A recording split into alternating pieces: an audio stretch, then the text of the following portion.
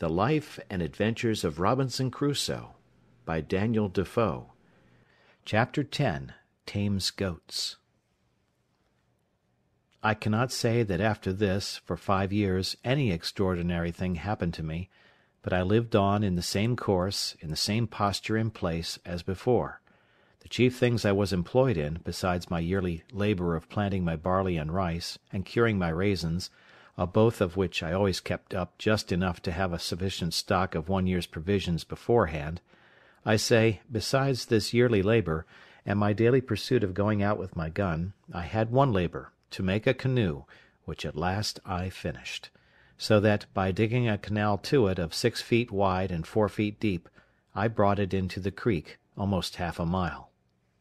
As for the first, which was so vastly big, for I made it without considering beforehand, as I ought to have done, how I should be able to launch it, so, never being able to bring it into the water, or bring the water to it, I was obliged to let it lie where it was, as a memorandum to teach me to be wiser the next time. Indeed, the next time, though I could not get a tree proper for it, and was in a place where I could not get the water to it at any less distance than, as I have said, near half a mile, yet, as I saw it was practicable at last, I never gave it over, and though I was near 2 years about it, yet I never grudged my labour, in hopes of having a boat to go off to sea at last. However, though my little periagua was finished, yet the size of it was not at all answerable to the design which I had in view when I made the first; I mean, of venturing over to the terra firma, where it was above 40 miles broad. Accordingly, the smallness of my boat assisted to put an end to that design, and now I thought no more of it. As I had a boat, my next design was to make a cruise round the island, for as I had been on the other side in one place, crossing, as I already described it, over the land, so the discoveries I made in that little journey made me very eager to see other parts of the coast, and now I had a boat, I thought of nothing but sailing round the island. For this purpose, that I might do everything with discretion and consideration, I fitted up a little mast in my boat, and made a sail too out of some of the pieces of the ship's sails which lay in store, and of which I had a great stock by me. Having fitted my mast and sail, and tried the boat, I found she would sail very well. Then I made little lockers or boxes at each end of my boat, to put provisions, necessaries, ammunition, etc., into, to be kept dry, either from rain or the spray of the sea, and a little long hollow place I cut in the inside of the boat, where I could lay my gun, making a flap to hang down over it to keep it dry. I fixed my umbrella also in the step at the stern, like a mast, to stand over my head, and keep the heat of the sun off me, like an awning; and thus I every now and then took a little voyage upon the sea, but never went far out, nor far from the little creek. At last, being eager to view the circumference of my little kingdom, I resolved upon my cruise, and accordingly I victualled my ship for the voyage, putting in 24 of loaves, cakes I should call them, of barley bread, an earthen pot full of parched rice, a food I ate a good deal of,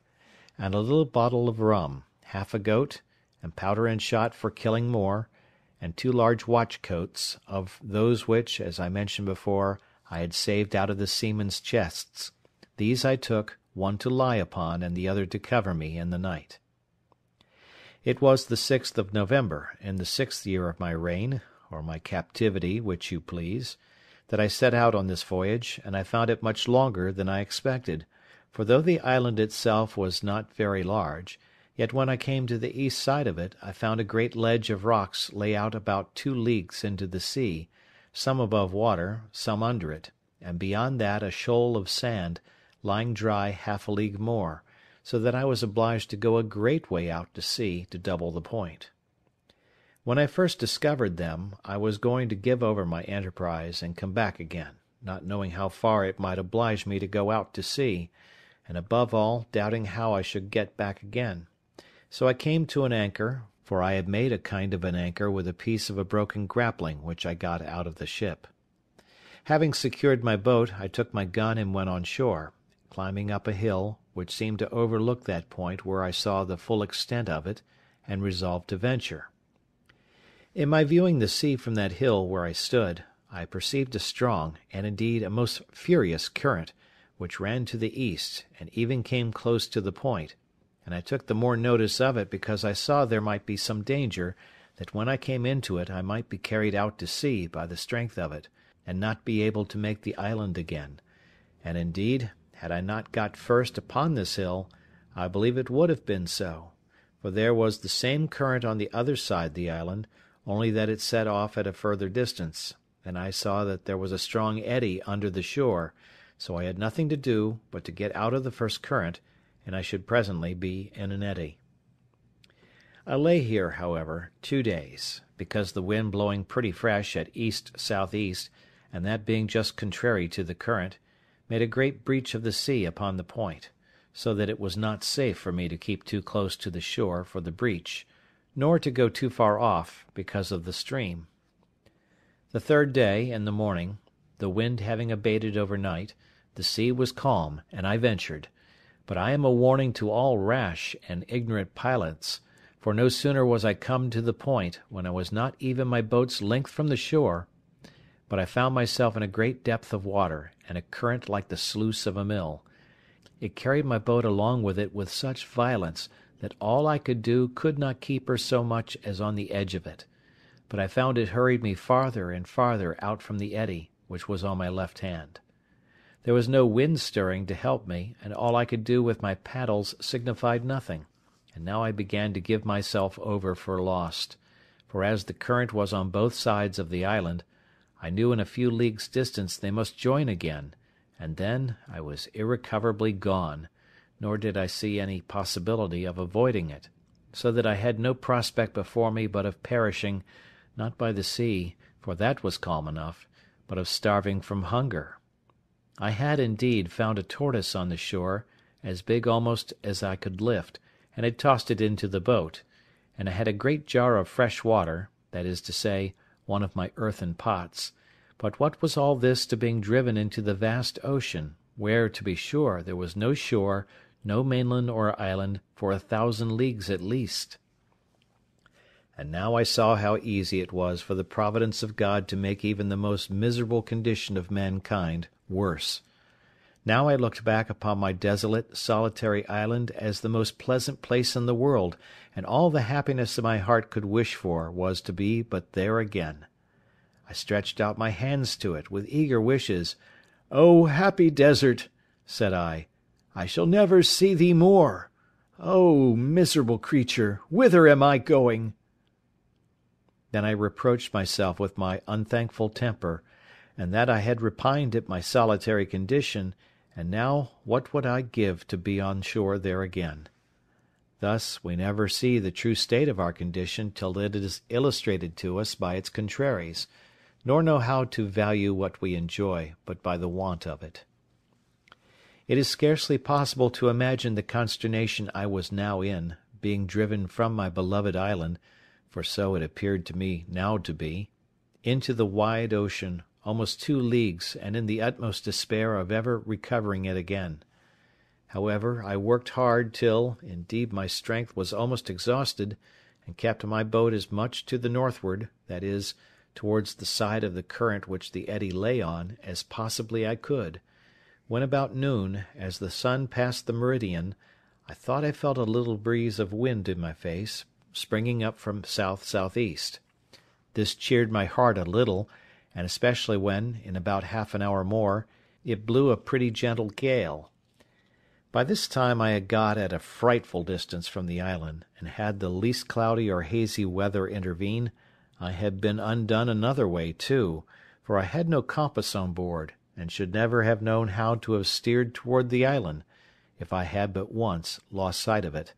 but the weather continuing clear, I applied myself to get up my mast again, and spread my sail, standing away to the north as much as possible, to get out of the current. Just as I had set my mast and sail, and the boat began to stretch away, I saw even by the clearness of the water some alteration of the current was near,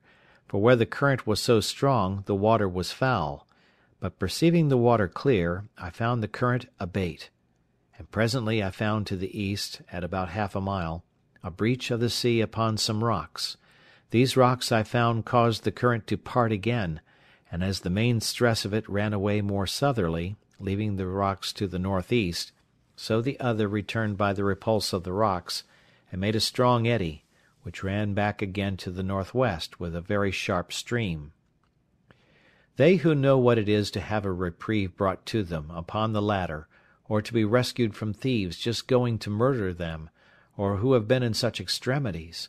may guess what my present surprise of joy was, and how gladly I put my boat into the stream of this eddy, and the wind also freshening, how gladly I spread my sail to it, running cheerfully before the wind, and with a strong tide or eddy underfoot. This eddy carried me about a league on my way back again, directly towards the island, but about 2 leagues more to the northward than the current which carried me away at first, so that when I came near the island, I found myself open to the northern shore of it, that is to say, the other end of the island, opposite to that which I went out from. When I had made something more than a league of way by the help of this current or eddy, I found it was spent, and served me no further. However, I found that being between 2 great currents, that is, that on the south side, which had hurried me away, and that on the north, which lay about a league on the other side, I say, between these two, in the wake of the island, I found the water at least still, and running no way, and having still a breeze of wind fair for me, I kept on steering directly for the island, though not making such fresh way as I did before. About 4 o'clock in the evening, being then within a league of the island, I found the point of the rocks which occasioned this disaster stretching out, as is described before, to the southward, and casting off the current more southerly, had, of course, made another eddy to the north, and this I found very strong, but not directly setting the way my course lay, which was due west, but almost full north. However, having a fresh gale, I stretched across this eddy, slanting northwest, and in about an hour came within about a mile of the shore, where, it being smooth water, I soon got to land. When I was on shore, I fell on my knees and gave God thanks for my deliverance, resolving to lay aside all thoughts of my deliverance by my boat, and refreshing myself with such things as I had, I brought my boat close to the shore, in a little cove that I had spied under some trees, and laid me down to sleep, being quite spent with the labour and fatigue of the voyage. I was now at a great loss which way to get home with my boat. I had run so much hazard, and knew too much of the case, to think of attempting it by the way I went out, and what might be at the other side, I mean the west side, I knew not, nor had I any mind to run any more ventures, so I resolved on the next morning to make my way westward along the shore, and to see if there was no creek where I might lay up my frigate in safety, so as to have her again if I wanted her. In about 3 miles or thereabouts, coasting the shore, I came to a very good inlet or bay, about a mile over, which narrowed till it came to a very little rivulet or brook, where I found a very convenient harbour for my boat, and where she lay as if she had been in a little dock made on purpose for her. Here I put in, and having stowed my boat very safe, I went on shore to look about me and see where I was. I soon found I had but a little passed by the place where I had been before, when I travelled on foot to that shore, so taking nothing out of my boat but my gun and umbrella, for it was exceedingly hot, I began my march. The way was comfortable enough after such a voyage as I had been upon, and I reached my old bower in the evening, where I found everything standing as I left it, for I always kept it in good order, being, as I said before, my country house. I got over the fence, and laid me down in the shade to rest my limbs, for I was very weary, and fell asleep. But, judge you, if you can, that read my story, what a surprise I must be in when I was awaked out of my sleep by a voice calling me by my name several times. "Robin, Robin, Robin Crusoe! Poor Robin Crusoe! Where are you, Robin Crusoe? Where are you? Where have you been?" I was so dead asleep at first, being fatigued with rowing for part of the day, and with walking the latter part, that I did not wake thoroughly, but dozing thought I dreamed that somebody spoke to me, but as the voice continued to repeat, "Robin Crusoe! Robin Crusoe!" At last I began to wake more perfectly, and was at first dreadfully frightened, and started up in the utmost consternation; but no sooner were my eyes open but I saw my Poll sitting on the top of the hedge, and immediately knew that it was he that spoke to me; for just in such bemoaning language I had used to talk to him and teach him, and he had learned it so perfectly that he would sit upon my finger, and lay his bill close to my face, and cry, "Poor Robin Crusoe! Where are you? Where have you been? How came you here?" and such things as I had taught him. However, even though I knew it was the parrot, and that indeed it could be nobody else, it was a good while before I could compose myself. First I was amazed how the creature got thither, and then how he should just keep about the place and nowhere else; but as I was well satisfied it could be nobody but honest Poll, I got over it, and holding out my hand, and calling him by his name, "Poll," the sociable creature came to me, and sat upon my thumb, as he used to do, and continued talking to me. "Poor Robin Crusoe! And how did I come here? And where had I been?" just as if he had been overjoyed to see me again, and so I carried him home along with me. I had now had enough of rambling to sea for some time, and had enough to do for many days to sit still and reflect upon the danger I had been in. I would have been very glad to have had my boat again on my side of the island, but I knew not how it was practicable to get it about. As to the east side of the island, which I had gone round, I knew well enough there was no venturing that way; my very heart would shrink, and my very blood run chill but to think of it; and as to the other side of the island, I did not know how it might be there; but supposing the current ran with the same force against the shore at the east as it passed by it on the other, I might run the same risk of being driven down the stream, and carried by the island, as I had been before of being carried away from it. So with these thoughts, I contented myself to be without any boat, though it had been the product of so many months' labour to make it, and of so many more to get it into the sea. In this government of my temper I remained near a year, and lived a very sedate, retired life, as you may well suppose; and my thoughts being very much composed as to my condition, and fully comforted in resigning myself to the dispositions of Providence, I thought I lived really very happily in all things except that of society. I improved myself in this time in all the mechanic exercises which my necessities put me upon applying myself to; and I believe I should, upon occasion, have made a very good carpenter, especially considering how few tools I had. Besides this, I arrived at an unexpected perfection in my earthenware, and contrived well enough to make them with a wheel, which I found infinitely easier and better, because I made things round and shaped, which before were filthy things indeed to look on. But I think I was never more vain of my own performance, or more joyful for anything I found out, than for my being able to make a tobacco pipe; and though it was a very ugly, clumsy thing when it was done, and only burned red, like other earthenware, yet it was hard and firm, and would draw the smoke. I was exceedingly comforted with it; for I had been always used to smoke, and there were pipes in the ship, but I forgot them at first, not thinking there was tobacco in the island; and afterwards, when I searched the ship again, I could not come at any pipes. In my wickerware also I improved much, and made abundance of necessary baskets, as well as my invention showed me; though not very handsome, yet they were such as were very handy and convenient for laying things up in, or fetching things home. For example, if I killed a goat abroad, I could hang it up in a tree, flay it, dress it, and cut it in pieces, and bring it home in a basket; and the like by a turtle; I could cut it up, take out the eggs, and a piece or two of the flesh, which was enough for me, and bring them home in a basket, and leave the rest behind me. Also, large deep baskets were the receivers of my corn, which I always rubbed out as soon as it was dry and cured, and kept it in great baskets. I began now to perceive my powder abated considerably. This was a want which was impossible for me to supply, and I began seriously to consider what I must do when I should have no more powder; that is to say, how I should kill any goats.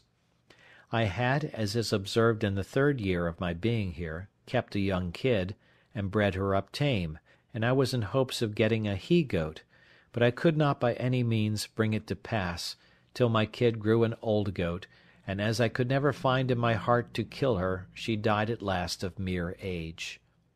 And being now in the 11th year of my residence, and, as I have said, my ammunition growing low, I set myself to study some art to trap and snare the goats, to see whether I could not catch some of them alive, and particularly I wanted a she-goat great with young. For this purpose I made snares to hamper them, and I do believe they were more than once taken in them, but my tackle was not good, for I had no wire, and I always found them broken and my bait devoured. At length I resolved to try a pitfall, so I dug several large pits in the earth, in places where I had observed the goats used to feed, and over those pits I placed hurdles of my own making too, with a great weight upon them, and several times I put ears of barley and dry rice without setting the trap, and I could easily perceive that the goats had gone in and eaten up the corn, for I could see the marks of their feet. At length I set 3 traps in one night, and going the next morning I found them all standing, and yet the bait eaten and gone. This was very discouraging. However, I altered my traps, and not to trouble you with particulars, going one morning to see my traps, I found in one of them a large old he-goat, and in one of the others 3 kids, a male and 2 females.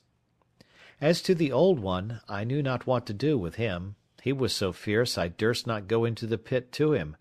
that is to say, to bring him away alive, which was what I wanted. I could have killed him, but that was not my business, nor would it answer my end, so I even let him out, and he ran away as if he had been frightened out of his wits. But I did not then know what I afterwards learned, that hunger will tame a lion.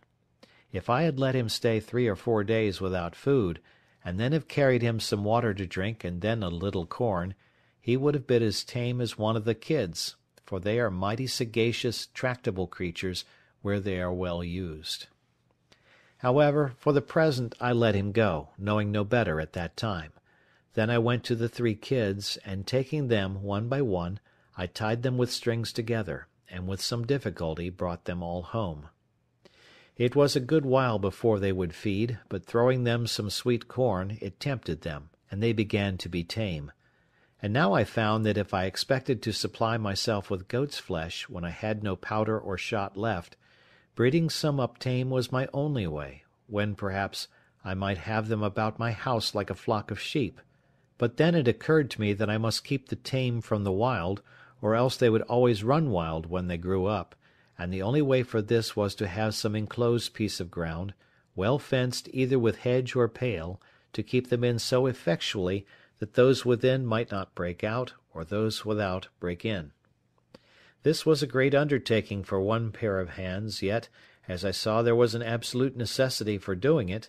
my first work was to find out a proper piece of ground, where there was likely to be herbage for them to eat, water for them to drink, and cover to keep them from the sun. Those who understand such enclosures will think I had very little contrivance when I pitched upon a place very proper for all these, being a plain open piece of meadow land, or savanna, as our people call it in the western colonies, which had 2 or 3 little drills of fresh water in it, and at one end it was very woody. I say they will smile at my forecast, when I shall tell them I began by enclosing this piece of ground in such a manner that my hedge or pale must have been at least 2 miles about. Nor was the madness of it so great as to the compass, for if it was 10 miles about, I was like to have time enough to do it in, but I did not consider that my goats would be as wild in so much compass as if they had had the whole island, and I should have so much room to chase them in that I should never catch them. My hedge was begun and carried on, I believe, about 50 yards when this thought occurred to me, so I presently stopped short, and for the beginning I resolved to enclose a piece of about 150 yards in length, and 100 yards in breadth, which, as it would maintain as many as I should have in any reasonable time, so, as my stock increased, I could add more ground to my enclosure. This was acting with some prudence, and I went to work with courage. I was about 3 months hedging in the first piece, and till I had done it, I tethered the 3 kids in the best part of it, and used them to feed as near me as possible, to make them familiar; and very often I would go and carry them some ears of barley, or a handful of rice, and feed them out of my hand, so that after my enclosure was finished and I let them loose, they would follow me up and down, bleating after me for a handful of corn. This answered my end, and in about a year and a half I had a flock of about 12 goats, kids and all, and in 2 years more I had 43, besides several that I took and killed for my food. After that, I enclosed 5 several pieces of ground to feed them in, with little pens to drive them to take them as I wanted, and gates out of one piece of ground into another. But this was not all, for now I not only had goat's flesh to feed on when I pleased, but milk too, a thing which, indeed, in the beginning I did not so much as think of, and which, when it came into my thoughts, was really an agreeable surprise, for now I set up my dairy, and had sometimes a gallon or 2 of milk in a day. And as nature, who gives supplies of food to every creature, dictates even naturally how to make use of it,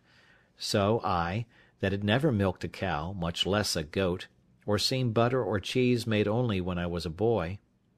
after a great many essays and miscarriages, made both butter and cheese at last, also salt, though I found it partly made to my hand by the heat of the sun upon some of the rocks of the sea, and never wanted it afterwards. How mercifully can our Creator treat his creatures, even in those conditions in which they are seen to be overwhelmed in destruction! How can he sweeten the bitterest providences, and give us cause to praise him for dungeons and prisons! What a table was here spread for me in the wilderness, where I saw nothing at first but to perish for hunger. End of chapter 10.